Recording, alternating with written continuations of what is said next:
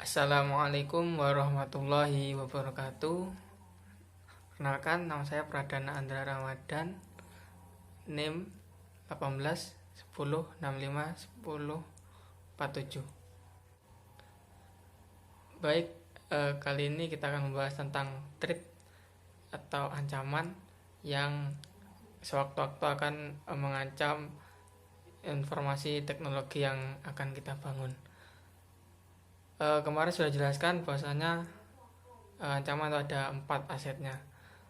Ya, untuk kali ini saya akan membahas tentang salah satu ancaman yang bisa menyerang teknologi atau informasi yang akan kita bangun. Saya akan membahas di sini adalah sniffing. Sniffing itu apa?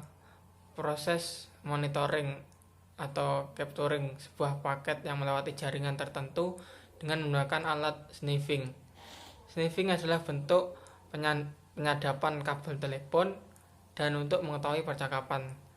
Penyadapan seperti ini juga diterapkan pada jaringan komputer. Sniffing memungkinkan Anda melihat segala macam lalu lintas protect dan unprotect dalam kondisi yang benar dan dengan protokol yang tepat. Pihak yang menyerang memungkinkan dapat mengumpulkan informasi dan dapat melanjutkannya dengan mengambil data dan sebagainya untuk menyebabkan masalah lain untuk pemilik dan sistem tersebut. Nah, untuk sniffing ini apa tipe ancaman yang diancam oleh sniffing ini, yaitu threat against the network, yaitu dia akan mengancam jaringan kita karena dia akan monitoring jaringan lalu lintas komunikasi kita. Jadi aset yang diserang yaitu komunikasi LAN atau jalan komunikasi dari teknologi informasi yang kita bangun. Untuk metodologi penyerangannya yaitu terbagi menjadi 4, yaitu pertama collection. Cara kerja paket yang pertama adalah merubah interface dan mulai mengumpulkan semua paket data yang melalui jaringan yang sedang diawasi. Jadi mengubah interface, kemudian mengumpulkan informasi-informasi yang ada. Kemudian kedua conversion. Cara kerja setelah selection adalah conversion ini, dengan cara merubah data yang sudah dikumpulkan tadi berbentuk bilangan biner ke dalam data yang lebih mudah untuk dipahami. Kemudian yang ketiga yaitu analisis, yaitu data yang sudah dikonversi tadi kemudian dikonversi ke dalam blok-blok protokol berdasarkan sumber transmisi data yang tadi telah didapatkan. Kemudian terakhir yaitu pengambilan data. Jadi terakhir setelah semua dilakukan, hacker akan mengambil data-data yang kita punya di dalam yaitu di dalam komunikasi LAN tadi lewat jalan komunikasi. Kemudian seorang sniffer itu melakukan sniffing biasanya mengubah NIC juga, sistem ke mode promises, sehingga bisa listen semua data yang dikirimkan pada tiap segmen, bisa dilihat semua, bisa didengarkan semuanya data-data yang ada. Kemudian mode promises tadi mengacu pada cara unik internet, khususnya network interface tadi yang diubah.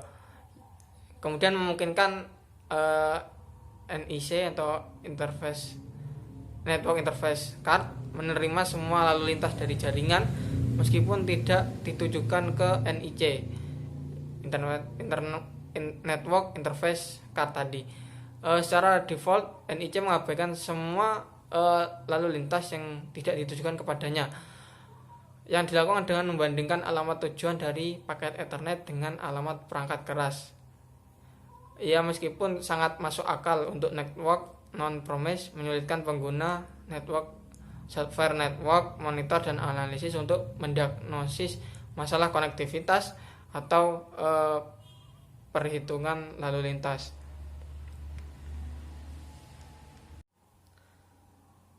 Untuk ciri-ciri teknologi informasi yang kita bangun terserang oleh sniffer ini, itu ada 3 ciri-cirinya. Pertama, bandwidth mengalami lalu lintas yang sangat padat secara drastis, baik download maupun upload. Terjadi tiba-tiba dan berlangsung secara terus-menerus. Nah, jadi tiba-tiba penuh lalu lintas komunikasi tadi dan secara terus-menerus. Tidak hanya sekali tapi berlanjut. Jika target adalah VPS, bisa jadi konsumsi bandwidth atau akan mencapai batas penggunaan sehingga VPS tidak bisa diakses. Nah, itu sehingga tidak bisa mengakses kembali VPS-nya tadi karena komunikasi sudah dipenuhi oleh sniffer tadi. Yang kedua, load CPU menjadi sangat tinggi padahal tidak ada proses yang dieksekusi yang mengakibatkan kinerja menjadi menurun sampai dengan website tidak bisa diakses. Sampai tidak bisa diakses karena penuh tadi. Kemudian yang terakhir, jika sistem Anda berada di penyedia layanan VPS, terkadang ada yang menyediakan layanan informasi jika sewaktu-waktu terjadi aktivitas mencurigakan pada server. Nah, itu yang terakhir. Kemudian upaya untuk mencegah sniffer ini, di mana mereka akan bekerja dengan kejahatan yang dapat mengganggu data atau lalu lintas kita. Agar tidak terjadi, maka Anda harus melakukan cara pencegahan. Nah, Anda harus memanfaatkan real user, kemudian firewall, network sniffer, dan web server. Namun Anda juga bisa melakukan dengan beberapa metode berikut, yaitu metode ping, di mana ini bisa mengirim sebuah permintaan dari ping hingga ke alamat IP yang dan dapat mempengaruhi mesin sniffer. Kemungkinan besar ini dapat merespon sebuah ping apabila mesin itu masih berjalan, tapi perlu diingat kalau metode ini tidak terlalu handal. Nah, ini pakai metode ping sniffer. Kemudian metode ARP. Dalam sebuah mesin bisa menyimpan dan menangkap ARP, dan pada saat Anda mengirim sebuah ARP yang non-broadcast premise atau mesin sniffer akan menyembunyikan ARP dan merespon pada pin broadcastnya. Kemudian on local host, gimana log bisa digunakan ketika mencari mesin yang sedang berjalan pada serangan sniffer. Kemudian metode latensi. Metode ini ketika ping sedang digunakan untuk mendeteksi sebuah sniffing, maka waktu akan singkat jika dilakukan oleh sniffer, maka ini akan menunggu waktu yang lama untuk pingnya, jadi melambatkan itu tadi. Kemudian ARP watch, ini digunakan agar bisa memicu alarm pada saat melihat chat pada duplikat dari sebuah ARP. Kemudian menggunakan IDS agar bisa memantau atau mendeteksi spoofing ARP pada jaringan, dan juga bisa menambahkan sebuah alamat MIC gateway dengan cara permanen kepada chat ARP, kemudian beralih pada SSH